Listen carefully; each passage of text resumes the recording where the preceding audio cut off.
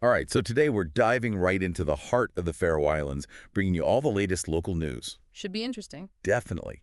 We've got the most important headlines and happenings straight from Kringvarp Faroya in Botfo and VP.fo. So, what's caught your eye? Well, first up, a major political shakeup. Oh. Hunni Hoydal, the chairman of the Joe Party, has resigned. VP.fo broke the news. Wow. That's a big one. He's been a key figure in Faroese politics for so long. And it's causing a real stir, especially with elections coming up. Right. Makes you wonder what this means for Joe Veldi's future. And Dafo even suggested there might be some turmoil within the party. And the timing is interesting, too. Remember that recent vote of no confidence? Ah, yes. Kringvarp Faroya was highlighting how close this resignation comes on the heels of all that controversy. Makes you think. Definitely adds another layer of intrigue. Absolutely. So a lot of unknowns right now. True.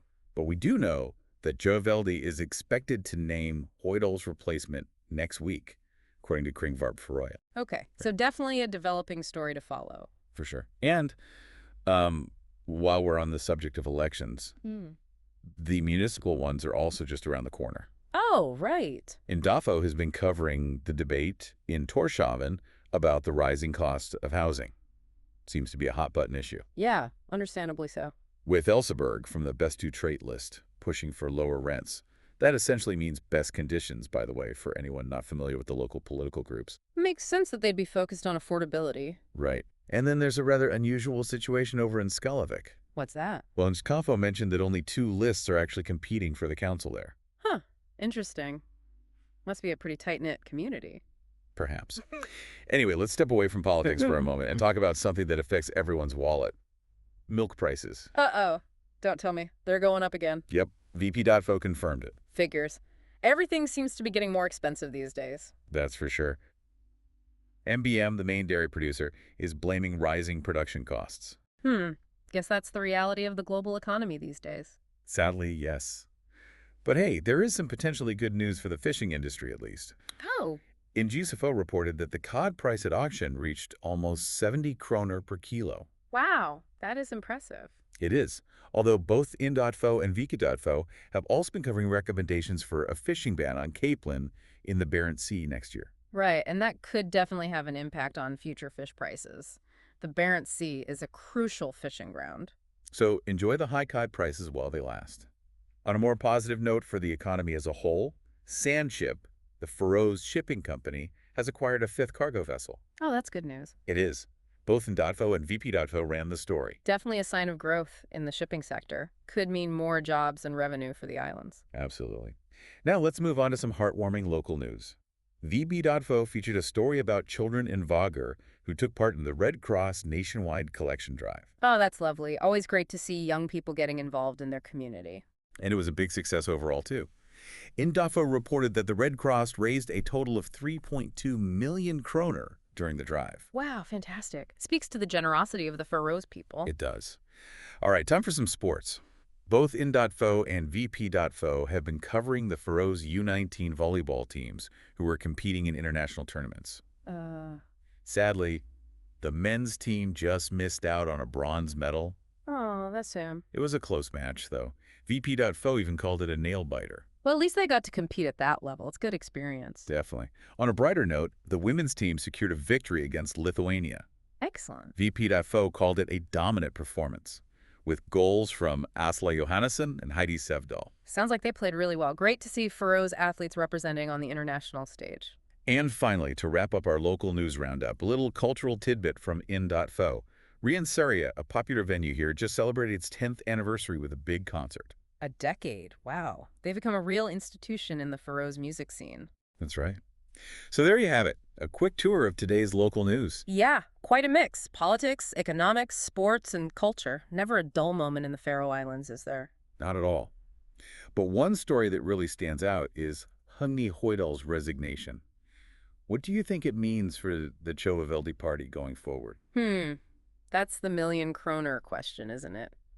Hard to say for sure, but it's bound to have a major impact on the political landscape. Well, I will certainly be keeping a close eye on how things develop. You know, Kringvarp Faroya had a news item that might surprise you. It seems there's a push to establish a dedicated interpreter training program here in the Faroe Islands, I mean. Oh, really? Why now? Well, the demand for skilled interpreters is growing rapidly worldwide in an increasingly globalized world. Yeah, that makes sense. And having a local program could be a real advantage given our unique linguistic landscape here in the Faroes. Right. And it could open up some interesting new career paths for people, too. Absolutely. Plus, it could enhance the island's reputation as a place that values linguistic diversity and accessibility. It's forward thinking, recognizing the importance of communication across cultures. Yeah, I like that. Speaking of global awareness, let's talk about the environment. Kringvarp Faroya was highlighting discussions about making the Faroes commercial fleet more environmentally friendly by 2050. Yes, a crucial goal for sure. The maritime industry is a big contributor to global emissions, so finding ways to reduce its impact is essential, especially for a nation like ours with such a strong maritime heritage. It'd be amazing if the Faroe Islands could lead the way in sustainable shipping. It would, but it's not without its challenges. Kringvarp Faroya pointed out that there are some who argue the costs of going green are too high. It's complex, with economic implications to consider. It's always about finding the right balance, isn't it? Exactly. Economic realities versus environmental action. Tough stuff. Okay, before we move on, let's touch on that news from Kringvarp Faroya about the new prison being built in Suðuroy.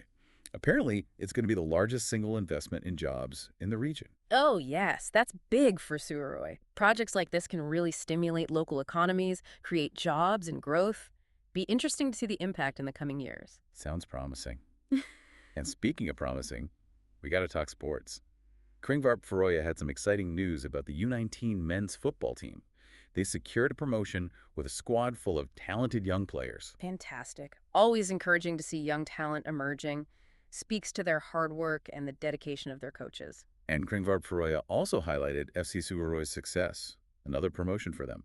They seem to be on a roll. They are. It seems like a lot of positive energy around Faroes football right now at both the youth and professional levels. It really brings people together here. Speaking of passion, Kringvarp Faroya also mentioned that Beinir, the Faroes musician, is on track for some serious chart success. That's great news for the local music scene. It is. I've heard his music. It blends pop with a distinctly Faroes sound. Really seems to be resonating with audiences, both here and internationally, which is amazing. Shows that even in a place as small as the Faroes, there's a wealth of creativity and talent. Oh, here's a story that caught my eye. Kringvarp Faroya reported on a marked pilot whale that's been diving exceptionally deep. Oh, that's fascinating. They're using the data from this whale to learn more about pilot whale behavior, their movements in the ocean depths. It's a glimpse into a world we still know so little about. Exactly. A reminder that even in our age of technology, nature still holds many mysteries. Okay, back to local politics for a moment. Kringvarp Faroya mentioned that tonight's municipal election broadcast has been canceled. Oh no, that's a shame. These broadcasts are a valuable platform for candidates to share their views. Engage with voters. It's important for people to be informed so they can participate in the democratic process. Hopefully, they'll find other ways to connect with voters before the election. This is definitely a setback, though. Now, on a more serious note, Kringvarp Faroya reported on a cat player who's been remanded in custody for sexual offenses. That's very serious, of course. Important to let the legal process run its course. It's a reminder that these issues can arise anywhere, even in a close-knit community like ours, and we need to address them openly. Absolutely. On a more positive note, Kringvarp Faroya highlighted the 40th anniversary of the Blackkrusheimi. That's the local organization that supports people with substance abuse problems. 40 years? That's incredible. A testament to their dedication and commitment. Their work is so vital to the community, providing a safe space for recovery. Well, I think we've just about covered everything from today's news, from politics to sports, culture, and even some scientific discoveries. It's been quite a journey. It's remarkable how much happens in a single day, even in a place as remote as the Faroe Islands. Shows there's always something new to learn, wherever you are. And that's exactly what we try to do here on The Deep Dive, bringing you the most interesting and important news from the Faroe Islands and beyond. So, to our listeners, thank you for joining us on this exploration of local news. And remember, stay curious, stay informed, and check back with us soon for another deep dive into the news that matters. Until next time. Okay, let's wrap things up with a few final stories from Kringvarp Faroya. Looks like the Salvation Army is celebrating a big anniversary here in the Faroes. 100 years, actually. Quite a milestone. A century of service to the community. That's really something. They've helped so many people over the years, providing support to those in need. It really shows how positive change can happen over time. Organizations like the Salvation Army, they play such a vital role, building a more compassionate society. On a more serious note, there's some concerning news regarding the conflict in Ukraine. Potential Russian involvement. Right. Kringvarp Faroya reported on Putin's statement that Russia alone decides whether to use North Korean military personnel in Ukraine. A bit worrying, isn't it? It has definitely raised concerns about a possible escalation. The conflict has already had such devastating consequences. And any further escalation, well, it could have ripple effects everywhere. The EU is watching closely too.